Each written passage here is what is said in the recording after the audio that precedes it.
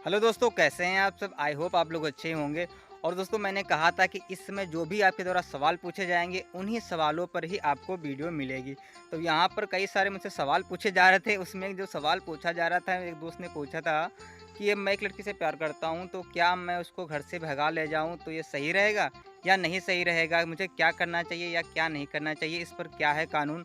तो आज की इस वीडियो में चलिए ये जान लेते हैं। हालांकि किसी लड़की को घर से भगा ले जाना बहुत ही गलत है, लेकिन भाई जो एक दूसरे से प्यार करते हैं उनके लिए तो कुछ भी नहीं है। उनके लिए तो बस यही है कि दिल है कि मानता नहीं। तो आज की इस वीडियो में इस बारे में जान लेते हैं, कंप्लीटली जानेंगे और डीपली जानेंगे सारी बातों को।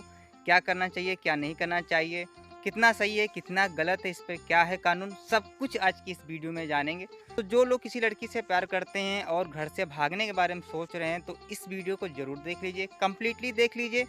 फिर उसके बाद आपको जैसा लगे आप वैसा करिएगा। तो चलिए फटाफट वीडियो शुरू करते हैं। मेरा नाम है राहुल सिंह और आप देख रहे हैं एडो हेल्प अस। तो दोस्तों, भारत के अंदर हम लोग जानते हैं कि आज भी लड़के और लड़की की रजामंदी से शादियां बहुत ही कम होती हैं। इसी वजह से लड़का और लड़की घर से भाग जाते हैं। दोस्तों, कभी कभी मामला इतना सीरियस हो जाता है कि लड़का और लड़की दोनों को अपनी जान भी गंवानी पड़ जाती है। तो ऐसे में अगर आप ऐसा कोई कदम उठाने के बारे में सोच रहे हैं तो इन बातों को ध्यान दीजिएगा। यदि आप जिस लड़की से प्यार करते हैं और शादी करना चाहते हैं लेकिन उसके माँ बाप इसके लिए तैयार नहीं हैं, तो आपका सबसे पहला प्रयास यह होना चाहिए कि उसके माँ बाप को किसी तरह से मनाने की कोशिश करिए।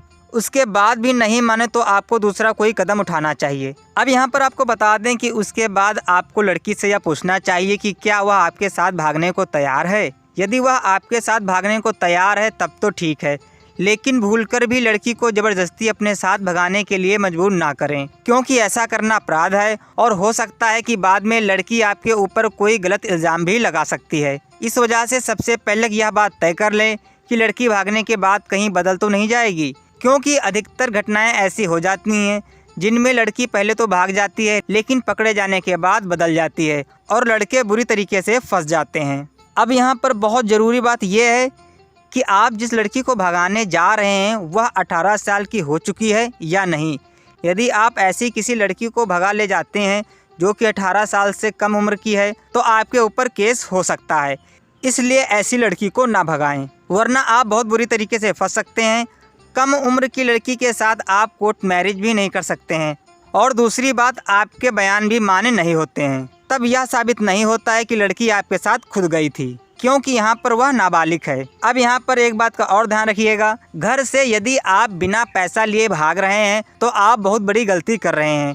घर से भागने के बाद आपको पैसों की सबसे ज़्यादा ज़रूरत पड़ती है। यदि आपके पास पैसा नहीं है तो आपके लिए बहुत सारी परेशानियां हो सकती हैं। दूसरी बात, आपके पास एक नौकरी का भी इंतजाम होना चाहिए, क्योंकि आप बिना नौकरी के गुजारा नहीं कर सकते हैं। और अपने पास रखे पैसों से आप अपना खर्चा कितने दिनों तक चलाएंगे। आपको रहने के लिए एक जगह की भी आवश्यकता पड़ेगी।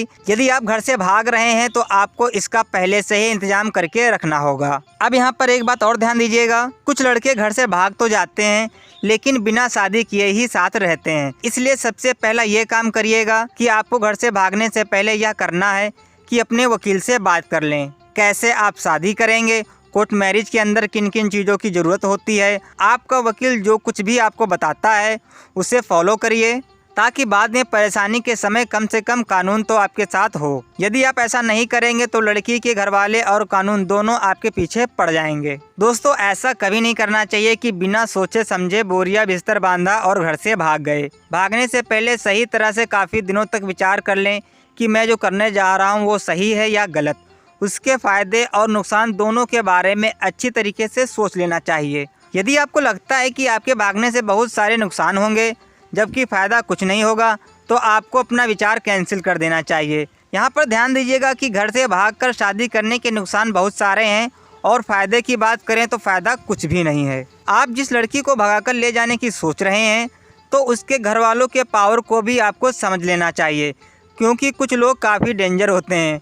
वैसे अपने घर की लड़की को भगाने वाले से बदला लेने के लिए किसी भी हद तक जा सकते हैं और वे आपके घर वालों को भी नुकसान पहुंचा सकते हैं। अब यहाँ पर एक बात और ध्यान दीजिएगा कि लड़की को भगाने के बाद आपका कैसा भविष्य होगा, उसके बारे में भी आपको सोच लेना चाहिए। क्या आपको डर डर के रहना होगा, आप लड़की की देखभाल ठीक से कर पाएंगे या नहीं, बीमारी के समय आपके पास पैसे कहाँ से आएंगे, आपको अपना भविष्य कैसा लग रहा है, उस बारे में विस्तार से आपको सोच लेना चाहिए। दोस्तों वीडियो में आगे बढ़ने से पहले छोटी सी रिक्वेस्ट करूंगा, अगर आप इस चैनल पर नए हैं तो चैनल को सब्सक्राइब कर लीजिए और बेल आइकन को प्रेस करके ऑल पर क्लिक कर लें। दोस्तों प्यार का क्या है, प्यार अमीरी गरीबी को नहीं देखता, यह बात हर इंसान पर लागू हो जाती है। प्यार करना आसान है लेकिन उसको अंजाम तक पहुँचाना बहुत ही मुश्किल है। यदि आपका प्यार भी इसी तरीके का है और आप किसी भी लड़की को घर से भगाने की सोच रहे हैं, दोस्तों जरूरी नहीं कि हर लड़की भोली भाली हो और यह भी आवश्यक नहीं है कि आप जो देख रहे हैं वही सच हो।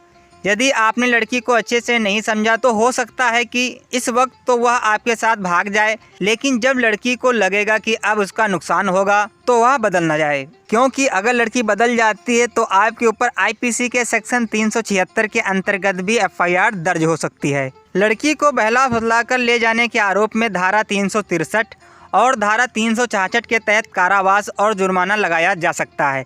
इस बात का आप विशेष तौर से ध्यान रखिएगा। दोस्तों ये तो हम सभी जानते हैं कि दुनिया के अंदर अलग अलग किस्म के इंसान हैं। एक वो हैं जो चींटी तक को नहीं मारते हैं और दूसरे वो हैं जो किसी को मारकर पार्टी करते हैं।